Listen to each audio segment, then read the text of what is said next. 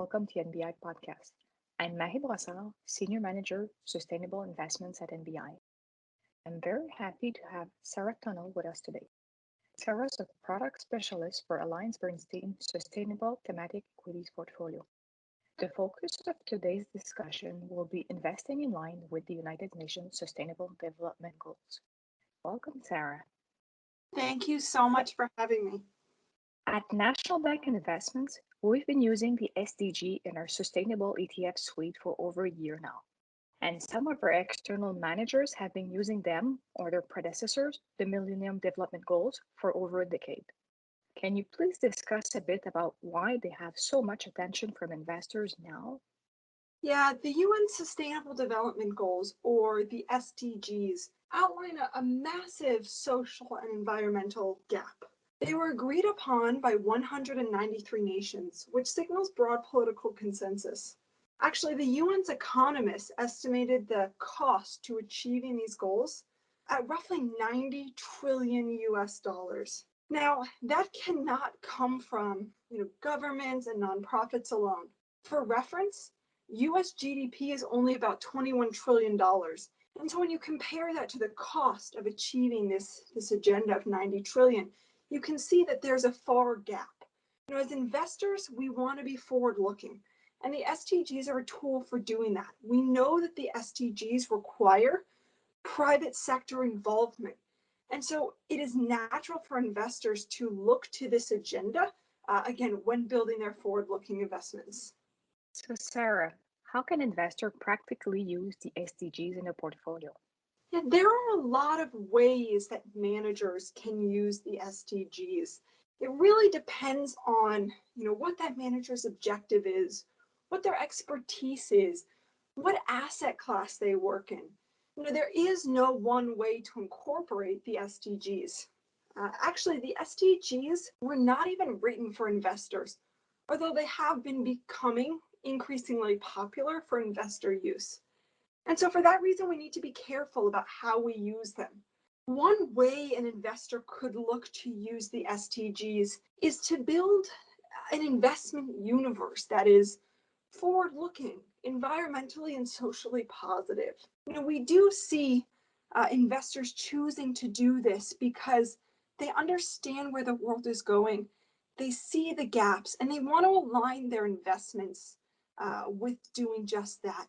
And so by picking companies that sell products and services that contribute to the achievement of the SDGs, an investor can start to build really this forward-looking universe and these forward-looking portfolios that try to solve the world's biggest challenges. That's super interesting, Sarah. Would you please also highlight some of the benefits of investing through the lens of the SDGs? I think there are two primary benefits for investors in using the SDGs. The first is that there's no single definition of what sustainability is. And so by using the SDGs, investors can effectively outsource their definition to a very credible third party. I think this is very important in investor accountability.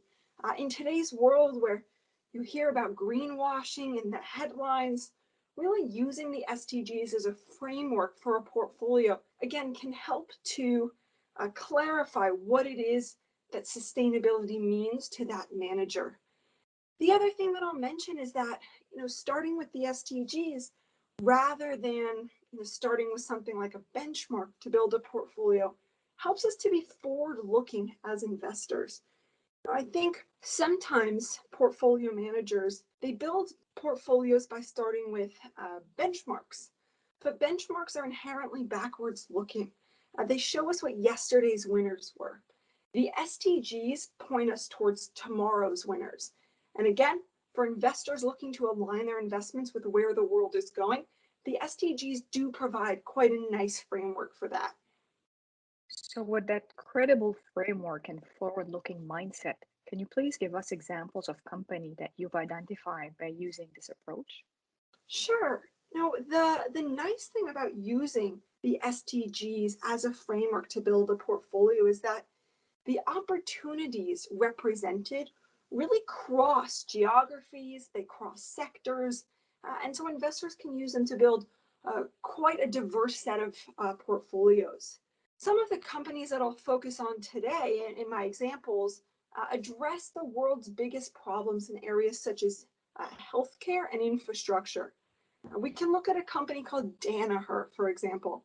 Danaher supplies many instruments and other products that enable research and new drug discovery. For example, Danaher manufactures an innovative liquid handling robot that uses sound waves to move tiny drops of samples for researchers to run large-scale experiments. Danaher also sells a wide range of specialized equipment for manufacturing biotech drugs. There are only a small number of companies in the world that offer this type of equipment, but it's becoming increasingly important to the world. Danaher is a key enabler of medical innovation. And I think in the last year, we've all started to experience on a first-hand basis why medical innovation is such an important sustainability issue. And this is directly in alignment with UN Sustainable Development Goal 3, called Good Health and Well-Being. Just separately, there's a company called Tetra Tech. Tetra Tech is a leading provider of consulting and engineering services focused on things like water, environmental management, and sustainable infrastructure projects. The company can help their clients to address, clean water supply issues around treatment and testing, flood management, disaster relief, and even things like building design. But approximately 85% of Tetra Tech's business is related to water and environmental management. Tetra Tech is aligned to SDG 6. And so we can see that, just from these two very simple examples, that the SDGs can provide us a diverse set of opportunities. Investors really can use them to build that sort of core portfolio. So, Sarah, when the SDGs were launched, 2030 looks so far away. It is now right around the corner. Some of our investors have a very long term investment horizon beyond 2030. So, how do you assess sustainability beyond the SDG framework? Yeah, when the SDGs originally came out, 2030 did feel quite far away. But as we rapidly move through 2021, it's coming much closer. The interesting thing, though, is that while the SDGs are a framework until 2030, these sustainability issues that they outline, no poverty, zero hunger, quality education, things of that nature, those issues are going to be relevant far past 2030. And so while 2030 may be the end date of the SDGs as an agenda, we are confident that another agenda will follow. In the same way that the UN Sustainable Development Goals followed the Millennium Development Goals, we expect to, again, see another framework come after this that, again, seeks to address the world's biggest challenges. Thanks, Sarah. I really enjoyed our discussion. NBI is glad to have Alliance Bernstein as partners. Some of the key messages I'll remember is that SDGs are a credible tool and they complement an investor's approach.